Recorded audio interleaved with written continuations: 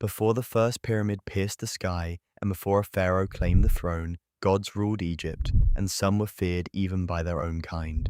In this land of river and desert, people did not simply revere the divine. They relied upon it, for the breath of life and the certainty of death, for the promise that something waited beyond. Among a vast pantheon, a handful of deities held extraordinary sway. Their names moved through temples and marketplaces alike, shaping daily bread and the fate of kings. Here is a measure of power drawn from influence, fear, and legend. 10 gods who defined the Egyptian world. At number 10 stands Bastet. She appears gentle, a cat-headed guardian with quiet grace and poised calm. Yet she was not merely a symbol of comfort. Bastet guarded the threshold of the home. She watched over families and hearths, and she punished what threatened them. In a universe the Egyptians believed could tilt toward chaos at any moment, she marked the boundary between safety and danger, between the quiet of night and the claw of the intruder. Her strength was not blinding spectacle, it was assurance, a certainty that the house would hold, that a prowling force would meet a protector that did not hesitate. To a people who valued order within their walls, Bastet was a steady shield with sharp edges. Number 9 is Hathor. She carried music, love, and joy like a river carries light. To dance, to celebrate, to feel the warmth of affection and the sweetness of wine, all of this belonged to her domain. She was the divine answer to what people desired most in life, and her temples rang with festival and song. But Hathor was not one note. When anger burned, there was another face. She could turn from pleasure to peril, from embrace to strike. The same goddess who filled halls with celebration could become a force of destruction. To honor Hathor was to honor the fullness of life, but also to remember what happens when devotion is broken and delight shifts into fury. At 8 we find Thoth. He did not rule with the weight of an army. He ruled with knowledge. Thoth recorded everything, every life lived, every death endured, every judgment made. The ledger of the world belonged to him. He created the very act of writing. He set the rhythm of time. He held secrets no one else could grasp. His power was precise and relentless. In a civilization built on order, record, and memory, Thoth ensured nothing was lost in the flood of days.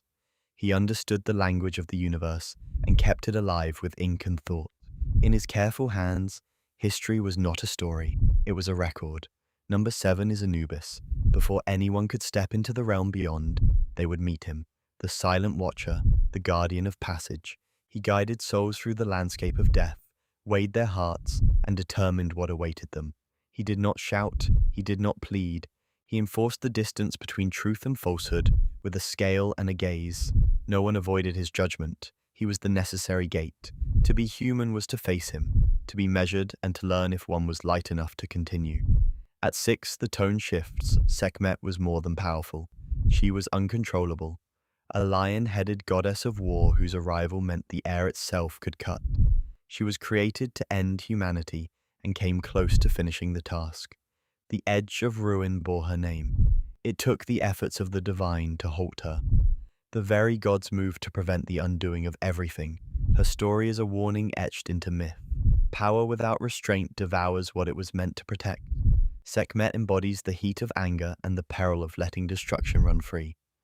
Number 5 is Set. Chaos has a name: storms, violence, disorder. He brought conflict into the heart of the world. He killed his own brother Osiris and sent creation into spiraling struggle. Yet the deeper truth is not simple. Without Set, there is no counterpoint, no pressure that demands balance. He is the challenge to order that makes balance meaningful. In the Egyptian mind, even chaos had a role to play. Set is the shadow that makes the light something more than decoration. He is danger and he is necessity. Number 4 rises to the sky. Horus, the falcon-headed lord of kingship. The Egyptians looked to their rulers and saw not mere men, but the living presence of Horus walking the earth. The horizon carried his eyes, the throne carried his will. He did not simply rule, he embodied divine power in the open air.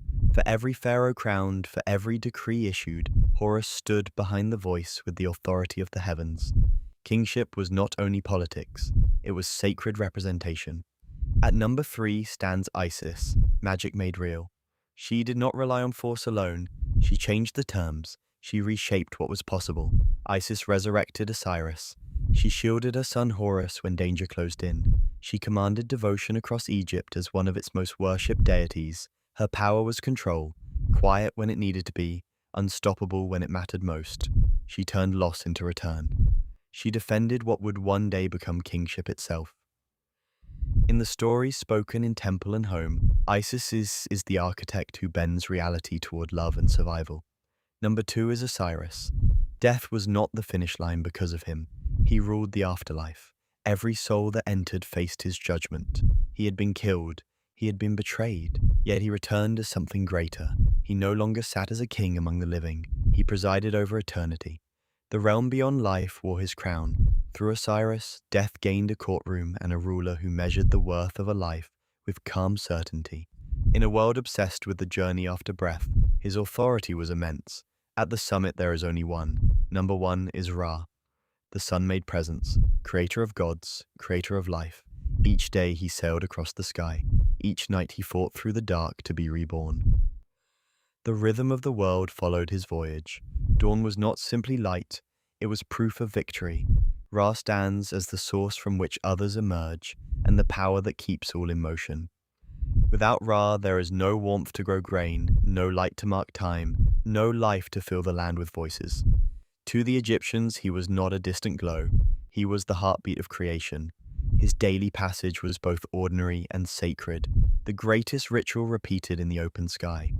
These were not idle stories. For the ancient Egyptians, the gods were real. They watched, they judged, they guided and restrained. At home, Bastet kept the lamp burning. In halls of celebration, Hathor lifted hearts, and in anger she made them tremble.